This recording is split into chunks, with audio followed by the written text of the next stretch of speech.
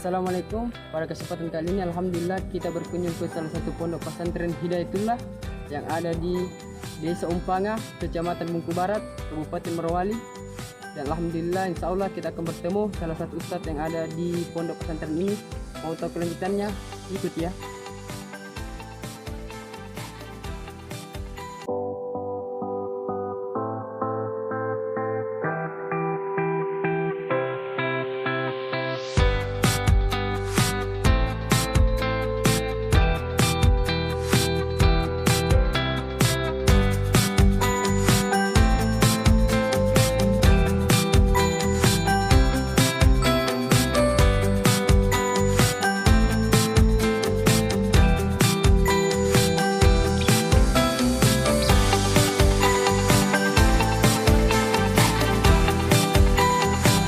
Oke, assalamualaikum teman-teman. Pada kesempatan kali ini, alhamdulillah kita berkunjung ke salah satu pondok pesantren Hidayatullah yang berada di tempat Desa Umpanga, Kecamatan Bungku Barat, Kabupaten Morowali. Alhamdulillah di depan kita sudah ada Pak Ustadz Nasamuri. Insya Allah kita akan tanya-tanya beliau mengenai bagaimana pendidikan di pondok pesantren dan bagaimana keutamaan memasukkan anak-anak kita untuk belajar di pondok pesantren. Mungkin Ustaz, pertanyaannya itu Ustaz, karena di saat ini banyak orang tua di luar sana mengatakan bahwa mereka masih mementingkan sekolah umum, mungkin dikarenakan beberapa faktor, tapi mungkin kita tidak dapat menyalahkan juga mereka, mungkin karena kurangnya ilmu mereka Ustaz. Karena di saat ini yang lebih penting itu ialah bagaimana kita menguatkan akidah dari anak-anak kita atau keluarga kita, khususnya di ilmu agama ini. Makanya dengan memasukkan anak-anak kita atau keluarga kita di pondok pesantren, insya Allah kita bisa menjadikan mereka anak-anak yang berguna bagi bangsa dan negara.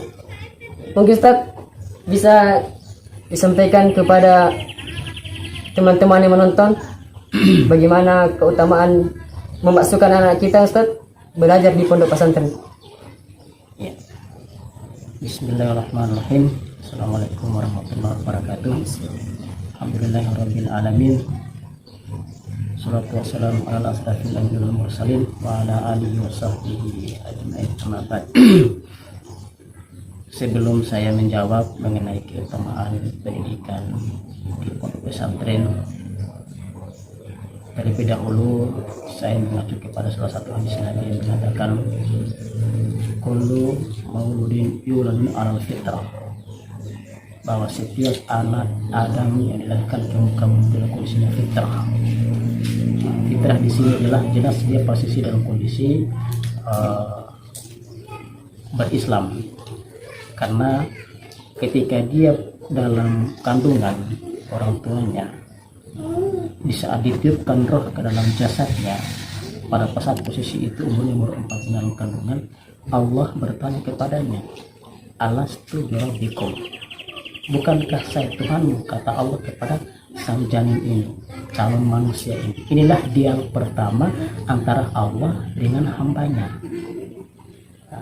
Dan kita menjawab, qalu bala syahidna, ya saya bersaksi bahwa Engkau adalah Tuhanku. Artinya ada kemurnian, ada fitrah manusia sebelum dilahirkan ke muka bumi bahwa dia sebenarnya sudah dalam posisi berislam.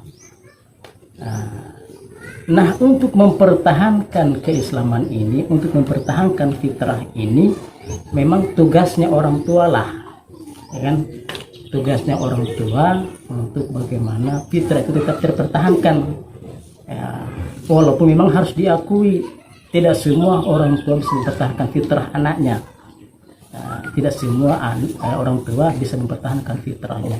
Dan untuk kondisi kekinian, sebenarnya pendidikan yang paling pas untuk mempertahankan fitrah tadi itu adalah di pondok pesantren.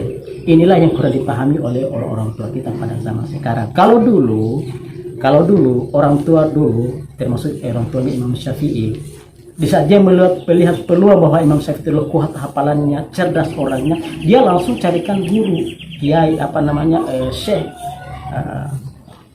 Itu dulu. Dan hampir semua orang-orang alim ulama dulu, orang tua punya inisiatif bahwa anaknya ini cerdas, anaknya ini pintar, maka dimasukkan lihat dia. Kalau kita sekarang bicara pondok pesantren, Kalau kita sekarang ini karena mungkin kurang kepemahaman orang tua kita, ataukah mungkin dari pihak pondok pesantren kurang sosialisasi kepada masyarakat, ketika anak ini sudah tidak mampu lagi diurus, artinya dia sudah jauh melenceng dari fitrahnya, sebagaimana saya sebutkan dari di awal tadi, baru sang orang tua inisiatif masukkan dia di pesantren, gitu loh.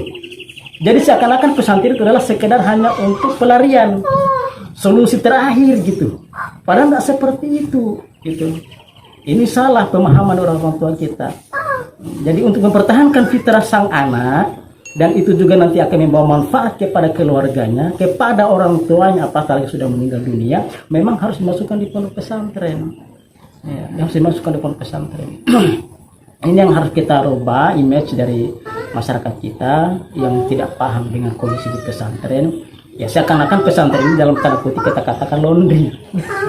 Padahal bukan begitu. Laundry itu apa? Anak sudah terlalu jauh melenceng fitrahnya sebagai manusia yang punya fitrah dalam berislam, sudah mulai nakal, sudah kenal agama, sudah banyak maksiat. Sang orang tua pasti mengatakan masukkan aja di pesantren. Berarti itu sama hanya merendahkan posisi pesantren. Padahal tidak seperti itu. Kita kenal mungkin Jenderal Sudirman, dari mana dia? Itu guru ibtidaiyah di Muhammadiyah Yogyakarta. Itu guru ibtidaiyah sudah seperti itu, luar biasa hebatnya, sudah jadi jenderal gitu loh. Yang kita kenal sekarang Bapak Presiden kita SNY Soekarno itu dari pesantren Muhammadiyah. Nah, di saat orang-orang kita dulu itu selalu nyalirnya ke pesantren untuk mencari fatwa. Nah sekarang kenapa kita lari dari pesantren? Ini kan yang harus kita balikan kembali image masyarakat bahwa pesantren itu sebenarnya lebih unggul daripada pola-pola pendidikan yang zaman sekarang ini. Ini kan baru sekarang ini aja. Kalau pesantren itu sebelum Indonesia merdeka sudah pesantren. Karena pesantren itu dia tidak menjauhkan fitrah anak kepada agamanya, dan di samping itu juga itu ada basic dalam dia mengarungi kehidupan di masa depannya nanti. Mungkin itu saja dulu sekedar untuk perkenalan dari kami, memperjelaskan sebenarnya pondok pesantren itu bukan pelarian, ya, tapi dia bagaimana kita mempertahankan fitrah anak-anak kita dari agama ini, dari Islam ini. Ya, memang tidak ada solusi. Ya, kita mesti harus memasukkan anak kita di pondok pesantren, karena di pondok pesantren juga tidak kalah kualitas pendidikannya dibandingkan dengan pendidikan yang ada di pendidikan umum, tanpa mengertikan arti pendidikan umum sesungguhnya. Itu saja. Silakan. Oke lah, berarti kita sudah telah mendengar bahwa pesantren itu bukan pelarian terakhir, Ustaz ya. Karena Ustaz di saat ini banyak mengatakan kalau sudah bandel dan mau diatur, sudah masukkan aja ke pesantren, mungkin sana bisa berubah. Betul. Salah persepsi seperti itu. Banyak juga Ustaz mengatakan ini dari pesantren kok bisa lari kabur. Itu Ustaz faktornya Ustaz. Apakah di dalam itu Ustaz ketat atau tidak mampu si anaknya ini untuk beradaptasi Ustaz di dalam pesantren? Kembali lagi pada proses tadi itu, karena sang anak terlalu jauh dari fitrahnya, dia sudah tidak sesuai dengan fitrahnya dalam tanda kutip, dan orang tuanya beranggapan bahwa pesantren adalah sesuatu pelarian terakhir. Ya, jangan salahkan sang anak ketika dia tidak betah di pesantren, ya kan? Jangan salahkan sang anak, bukan karena aturan yang terlalu ketat. Enggak, aturan begini-begini saja. Enggak terlalu ketat-ketat amat, enggak. Paling sekedar sholat, mengaji, sekolah, tuntut ilmu, taat kepada guru, ada kesopanan kepada teman-teman. Itu semua diajarkan. Cuma karena fitrahnya sudah cukup jauh dari fitrah Islam, sehingga ya itu merasakan ada keasinan gitu loh.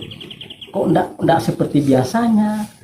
Kok enggak seperti kita pada umumnya di luar? Memang begitu polanya, seperti itu. Nah, keterasingan inilah yang menyebabkan batinnya memberontak. Muncullah namanya goncang, muncullah namanya stres, ya kan? Muncullah namanya pemberontakan yang menyebabkan apatah lagi orang tuanya tidak ada pendampingan. Ya, harusnya kan orang tua juga, maksudnya ketika dia masuk di pesantren itu kan orang tua mendampingi dulu, ya kan? Mendampingi dulu, jangan langsung dibuang begitu. Kalau ditinggal tidak ditengok-tengok lagi, kasihan kita di pesantren gitu loh. Ya kan? Harusnya ketika dia dititip di pesantren, tengoklah anaknya 1-2 bulan pertama, karena dia masih membutuhkan adaptasi. Itu tadi saya katakan fitrahnya bukan lagi masuk kepada posisi itu, karena dia ada pemberontakan, ada dilema, ada kegoncangan, dan ketika dia goncang begitu, sang ustaz tidak mungkin bisa mengatasinya tanpa ada kehadiran orang tuanya gitu loh.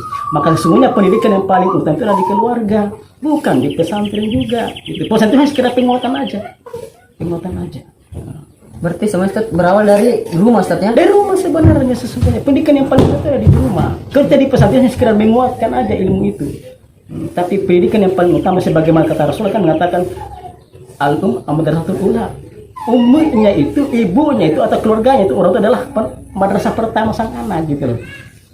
Itu madrasah pertama sang anak adalah orang tua, keluarga. Nanti setelah cukup dewasa, dia sudah cukup mandiri, sudah bisa hidup sendiri juga dalam hal dia sudah bisa ditekan dari keluarga, baru orang tua carikanlah yang lebih bagus pengajarannya di pesantren. Misalnya bisa mandiri seperti itu. Ini enggak, sudah orang bagus di rumah, sudah merasakan masyarakat, setelah di pesantren akan kasihan kami Pak. Gitu kan, itu kami rasakan selama ini dalam hal membina di pesantren di mana-mana. Jadi kegoncangan itu stres itu biasa bagi sang anak santri karena dia sudah cukup jauh dari fitrahnya. Ya tinggal ditunggu kesabarannya kami pengen oleh pesantren aja. Berarti banyak terdapat murid-murid Bukan lagi banyak. Lempar-lempar ya. Itu pengalaman lah, itu artinya sudah jadi cerita menarik kita di pesantren, bukan lagi sesuatu hal yang baru. Bahkan kita juga waktu kita merasakan juga pernah merasakan juga seperti itu jadi santri. Nah itu Goncang. buat orang tua di sana. Pesantren itu bukan pelarian, pesantren itu bukan tempat terakhir, tapi kepada orang tua lah yang awalnya agar anak itu bagaimana bisa menjadi orang baik. Bukan di pesantren terus mengharapkan anaknya menjadi baik, Ustaz, ya. Tetapi sentuhan pertama orang tua lah yang membuat anak itu akan menjadi baik. Terus Ustaz, yang mengenai tadi Ustaz, maksudnya keseharian di pesantren itu mungkin agar yang menonton tahu bahwa di pesantren itu tidak tegang, bisa juga bersantai Ustaz, ya, bermain bisa. Maksudnya di pesantren itu tidak semena-mena harus ngaji ibadah terus Ustaz. Tidak Ustaz, ya. Artinya di pesantren itu terjadwal kehidupannya, terjadwal 24 jam gitu loh, dan itu sukses, cukup sukses. Hampir semua pembesar-pembesar negeri itu dari pesantren. Hidayatul Wahid dari pesantren, Amin Rais dari pesantren, siapa? Beberapa jir itu dari pesantren. Semua pembesar negeri dari pesantren, karena mereka sudah cukup pengalaman dalam hal membuat schedule atau agenda-agenda kehidupan. Jadi pesantren diterapkan seperti itu. Agenda main kita punya ada permainan, gitu kan? Agenda belajar kita mesti serius dalam hal belajar. Agenda ibadah apatah lagi, itu lebih diseriusi lagi. Artinya bahwa tidak menutup kita belajar terus, tidak begitu juga. Tidak menutup kita bermain terus, itu persoalan juga. Nah, gitu. Ada selingan-selingan, ada permainan, ada belajar, dan jelas juga ada ibadah. Nah, artinya tidak ada ketegangan di dalamnya, tidak ada ketegangan di dalamnya. Semua dibawa santai, semua dibawa relax. Kalau memang agama itu datang membawa ketenangan, kan begitu. Ya, kita perlihatkanlah bahwa agama itu membawa ketenangan. Termasuk di pesantren juga kehidupannya itu adalah kehidupan yang cukup menyenangkan. Dan itu membuat orang ada terkadang tinggal di dalam pesantren. Itulah jawabannya, bahwa di pesantren itu tidak semena-mena kita itu tegang, tidak semena-mena ibadah 24 jam, tidak. Di pesantren itu ada juga permainannya, ada juga santainya, relax. Karena kata Ustaz, agama itu bukan untuk menjadi kita terbebani Ustaz, ya. Tapi bagaimana kita bisa mengatur segala waktu kita lebih disiplin lagi. Terus Ustaz, saya mau tanya Ustaz, sebenarnya dari umur berapa Ustaz sebaiknya anak itu disentuh oleh pemahaman agama Ustaz? Karena di saat ini Ustaz mengatakan nanti 7 tahun kita baru dobrak dia, nanti sekian tahun baru kita genjot dia punya pemahaman agama, padahal sudah lama Ustaz, menurut saya Ustaz. Kalau kita mengacu kepada hadis Rasulullah SAW mengatakan al-madrasatul ula, umi itu ada atau orang itu adalah merupakan madrasah awal di sang anak. Sejak dalam kandungan harus disentuh dengan ibadah, dengan agama. Iya kan? Jangan dikira anak yang umur 4 bulan dalam kandungan itu sudah tidak mendengar, dia mendengar itu. Ya kan? Mesti dibacakan murotal di dalamnya. Mau jadi penghafal, ya sudah siapkan memang murotal di samping perutnya uminya. Kalau mau kepingin dia hormat kepada orang tua dalam hal bapaknya, ya bapak tidak boleh tidak punya rasa tanggung jawab untuk memperhatikan sang anak. Dia harus dibelai perut uminya. Karena disitulah sudah pembentukan awal karakter sang anak. Mau dikemanakan kita punya anak dari proses ketika, ya kalau kita sekarang lebih ekstrim lagi, lebih radikal lagi, ya dari cara bikinnya itu harus sudah Islami memang. Radikal lagi itu kita mau bentuk apa kita punya anak, ada doanya sebelum proses itu barang, ada caranya sesuai sunnahnya Nabi kan. Apa tali sudah jadi. Jadi kalau mau membentuk anak itu berkarakter yang bagaimana sejak dari proses pembuatannya itu. Lebih radikal lagi, sang bapak itu dan ibunya harus menjaga diri dari makanan-makanan yang halal, karena yang ditelurkan itu adalah sesuatu yang halal. Dari cara mendapatkan hartanya, ketika dia mendapatkan harta dari mana, terjelas dari sumbernya, dan jarang mendapatkannya, ya, sehingga dia ketika dia menjadi buah untuk dijadikan sebagai kader yang mau ditelurkan ini, ya lahirlah anak yang sebagaimana kita dengar riwayatnya Al-Mubarak, ya, dia mendapatkan sebiji apel, dan untuk mendapatkan kehalal dia mesti bekerja 1 tahun, sehingga ketika dengan kesabarannya untuk mendapatkan kehalal makanan, maka ketika dia nikah dia lahir namanya Ibnu Mubarak yang menjadi ulama yang terkenal sampai sekarang tidak pernah tergantikan kehebatannya. Karena apa? Orang itu menjaga dirinya dari makanannya, gitu loh. Maka sumber makanan yang halal inilah yang menyebabkan dia mendapatkan anak yang soleh dan soleha. Apalagi ketika dalam kandungan betul-betul diperhatikan nutrisi, bukan sekedar nutrisi makanannya, tapi nutrisi otaknya, nutrisi gizi, ucapan yang didapatkannya, itu semua harus diperhatikan. Jadi pendidikan agama itu bukan posisi dia, itu tidak salah. Dari cara prosesnya itu harus sudah diislamikan memang. Berarti Ustaz salah ya Ustaz ya, pemahaman bahwa nanti 7 tahun ke atas baru dihinjit Ustaz ya, salah ya? Dari proses awal kita bikin. Dari proses awal. Harus sudah sesuai dengan Islami. Terus banyak biasa mengatakan Ustaz, ini anak ini mengatakan sudah nama binatang Ustaz. Kalau apabila saat marah katanya, kok ini ngikut siapa? Bandel begini itu Ustaz. Mungkin apa itu Ustaz? Poin jawabannya Ustaz. Itulah pola pendidikan orang tua yang tidak benar. Kenal Abdurrahman As-Sudais. Beliau adalah Imam Masjid Haramain, Mekah dan Madinah. Dulu waktu masih kecil dia terkenal nakal, ya kan? Tapi luar biasa uniknya ibunya. Ketika dia nakal, di satu sisi dia marah, saat itu masih sadar diri bahwa ucapan itu adalah doa. Apa kata Umi ketika dia marah? Mudah-mudahan kau jadi Imam Masjid Haramain. Jelas. Artinya kita juga bisa menjumpai anak kita ketika dia nakal, tapi sumpah yang bagus. Oh, sumpah yang bagus. Sumpah yang bagus. Mudah-mudahan kau jadi Imam Masjid Haramain. Dan ada dalilnya surat Al-Gharib ada pula kena salah.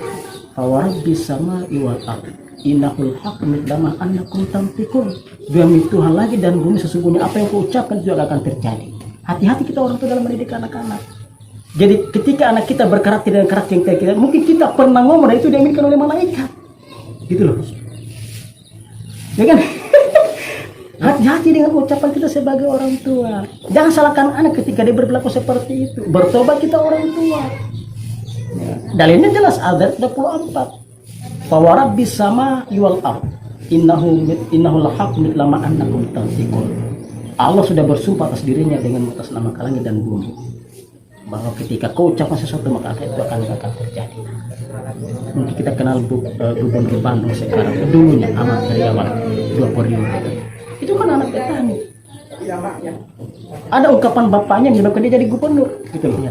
Apa ungkapannya bapaknya? Ketika dia masih kecil, bapaknya malamnya pernah bilang sama ini anak, "Nak, besok kita ke sawah ikuti abah, ikuti bapak." Ya Pak. Karena si anak sudah pegang janji, besoknya hujan deras. Bapaknya ngurung, tidak jadi berangkat ke sawah. Apa bilang mana? Enggak, berangkat ke sawah Pak. Hujan, enggak, berangkat ke sawah kita. Abah sama Bapak, perintahmu seperti perintah gubernur aja loh. Coba ngomong gubernur jadi gubernur anak. Cuma itu doang Ustaz ya. Cuma itu doang. Artinya ngomong kita itu kenapa itu kita marah mesti kita kontrol. Jangan kalau caci maki yang tidak benar. Jangan salahkan anak kita ketika dia sudah tidak benar ungkapannya, tidak benar perlakuannya. Karena kita orang tua yang menyumpahi dengan perkataan yang tidak bagus. Silakan nyumpahi, tapi dengan penyumpahan yang bagus, paling bagus. Mudah-mudahan kau jadi Imam Masjid Haramain. Mudah-mudahan kau jadi gubernur, kan begitu. Mudah-mudahan kau jadi polisi. Mudah-mudahan kau jadi tentara. Jadi insya Allah sumpah kita itu akan jadi. Tapi jangan disumpah yang tidak bagus, maka akan jadi seperti itu juga. Jadi jangan salahkan sang anak. Maka apa kata Nabi? Pak Abawahu, kan orang tuanya lah yang menyebabkan dia apa? Ya kita selanjutnya kita punya dasar dalil. Itu secara garis besarnya. Jadi kalau mau jadikan apa kita punya anak, dari kita orang tua, doanya kita orang tua. Kita orang tua. Siapa yang silakan Ustaz apabila si anak ini menjadi kedepannya itu atau dia tumbuh menjadi anak-anak yang di luar akidah-akidah agama Ustaz. Yang silakan siapa? Biasanya Ustaz orang tuanya rajin ibadah, tapi anaknya melenceng dari akhlak kedua orang tuanya. Itu tadi sudah maksimal tidak orang tua memberikan pembelajaran kepada sang anak. Kalau memang orang tua tidak mampu memberikan pembelajaran, kan masih ada kita kembali kepada tadi ada pondok pesantren, kan begitu. Usahakan dulu, jangan selalu kita memfonis tidak benar, kan begitu. Kita usahakan dulu bahwa kita juga orang tua punya kewajiban memberikan mereka pembelajaran ilmu agama yang pas. Kalau kita merasa tidak cukup, kurang dalam hal ilmu agama kita, ya kan masih ada siapa yang mesti kita titipkan untuk bisa mendapatkan ilmu agama. Ya kan begitu. Kita kenal mungkin ya kalau bicara sejarah sih hampir sebagian besar para nabi itu hidup dalam kondisi diyatimkan. Nabi Yusuf diyatimkan, pada bapaknya Nabi loh, kan Nabi Ismail diyatimkan. Artinya di pesantrenkan dia. Nabi Ismail itu di pesantrenkan di Bakka atau Makkah sekarang. Bukan atas pulusan pendidikan Nabi Ibrahim. Nah, Nabi Yusuf pada Nabi bapaknya kan Yakub kan. Tapi apakah selama Nabi Yusuf jadi nabi apakah ada? Tidak ada campur tangan Nabi Yakub di situ.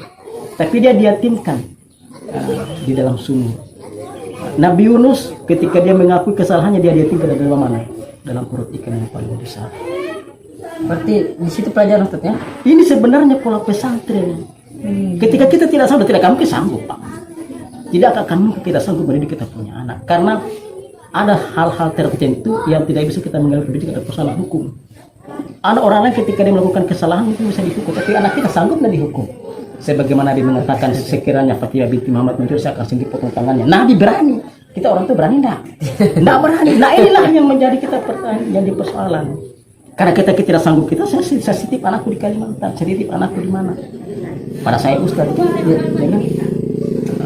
Tapi ingat sebagai orang tua, apa kewajiban kita kepada orang tua, kepada anak? Doakan.